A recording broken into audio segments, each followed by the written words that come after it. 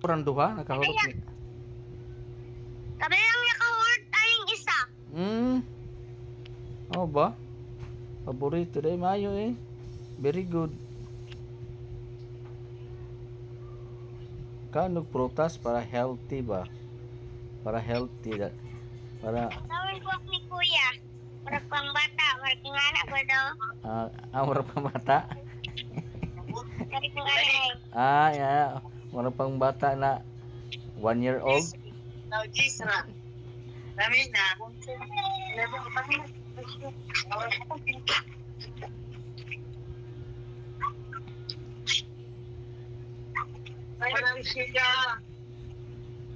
Mag mag-practice jud kag reading ha, kanang English, Tagalog.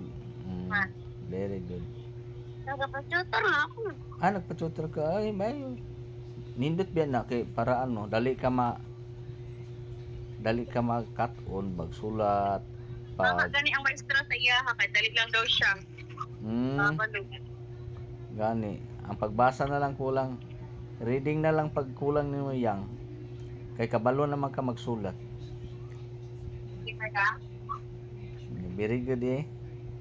Para pag-uwi na dada, bilitan ng bago na ano, mga bag, mga gamit mo. Ay, fine. Pag-uwi ni dada.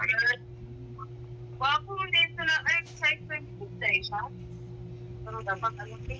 Dapat so, gamay. Ito eh. Drama ko po. Inom ko sa ay. Nami ba po ka na bangko? Be? Ka na bangko. Hindi ko makita eh. Hindi ko naman Pwede makita. ka kukuan. Pwede po pungkuan. Abi ni mo ganan eh, kanang gatas. Oh. Ano ni ice coffee? Ice coffee? kinsa naghimo? Ate. Si Ate P. Very good si Ate P eh. Naghimo, kabalo na mahimo og ice coffee.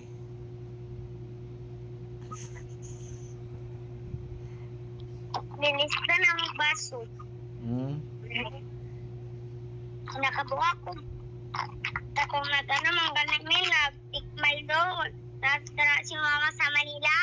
Nabuha ko kali. Katong wala nag-tikmay lo. Diba? Dira sa balay?